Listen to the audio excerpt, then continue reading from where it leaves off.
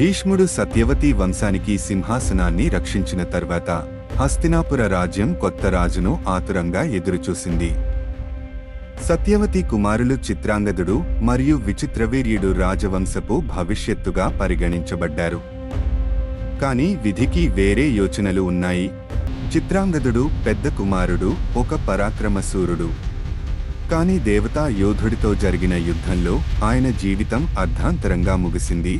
రాజ్యం ఆయన మూతికి శోకంలో మునిగిపోయింది మరియు పాలన యొక్క భారం ఆయన తమ్ముడు విచిత్రవీర్యుడిపై పడింది.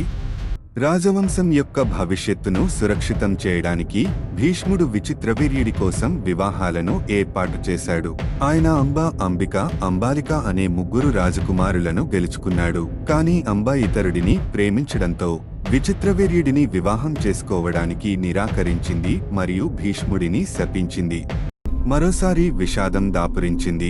విచిత్రవీర్యుడు రోగంతో బాధపడి వారసుడిని లేకుండానే మరణించాడు. ప్రత్యక్ష ఉత్తరాధికారి లేకపోవడంతో హస్తినాపురం అనిశ్చితిలో పడిపోయింది. రాజవంశాన్ని రక్షించేందుకు మహారాణి సత్యవతి ఒక పురాతన సంప్రదాయాన్ని ఆశ్రయించింది. సత్యవతి తన మొదటి కుమారుడు మహర్షి వ్యాసుడిని పిలిపించింది. దివ్య ఆశీర్వాదంతో అంబిక ధృతరాష్ట్రుడిని ప్రసవించింది. అంబాలిక పాండువును కనింది మరియు ఒక సేవిక వీడియోరును జన్మనిచ్చింది. ఈ ముగ్గురు పిల్లలు రాజ్యం భవిష్యత్తును తీర్చిదిద్దారు. ధృతరాష్ట్రుడు జన్మజాతంగా అంధుడైనప్పటికీ శక్తివంతుడిగా, కానీ కఠోర మనస్కుడిగా మారాడు. పాండు తెల్లటి వర్ణంతో తెలివైనవాడై గొప్ప యోధుడయ్యాడు. వీడియోరుడు రాజవంశీయుడు కాకపోయినా వారిలో అత్యంత జ్ఞానవంతుడిగా నిలిచాడు. ఈ ముగ్గురు రాజకుమారులు భీష్ముని వద్ద శిక్షణ పొందారు. ధృతరాష్ట్రుడు గాంధారిని వివాహం చేసుకున్నాడు.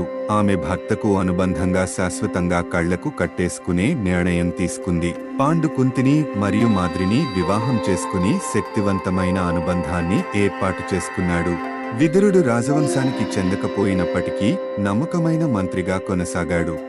ఆరోగ్యంగా వేటాడుతున్న సమయంలో పాండు తప్పుదొడ్చగా ఒక ఋషిని అనుకోకుండా హత్య చేశాడు. ఆ ఋషి శాపమిచ్చాడు, తన భార్యను ఆలింగనం చేసుకుంటే అతడు మరణిస్తాడు. ఈ విషాదకరమైన శాపంతో దిగ్భ్రాంతికి గురైన పాండు రాజసింహాసనాన్ని వదిలి అడవిలో నివసించసాగాడు. ఇక ధృతరాష్ట్రుడు రాజుగా పట్టాభిషిక్తుడయ్యాడు. గాంధారి దుర్యోధనుడిని ముందుండగా 100 మంది కుమారులకు జన్మనిచ్చింది. కుంతి దైవిక వరం ద్వారా యుధిష్ఠిరుడు, భీముడు, అర్జునుడిని కనగా మద్రి, నకులుడు మరియు సహదేవుడిని ప్రసవించింది. పాండవులు మహత్వం కోసం జన్మించారు. పాండవులు, కౌరవులు పెరిగే కొద్దీ వారు మహాయోధుడు ద్రోణుని శిష్యులుగా శిక్షణ పొందారు. అయితే దుర్యోధనునిలో అసూయ రాజుకుంది. అతను పాండవులను తన సింహాసనానికి ముప్పుగా భావించాడు. ఒక మహాయుద్ధానికి విత్తనం పడిపోయింది.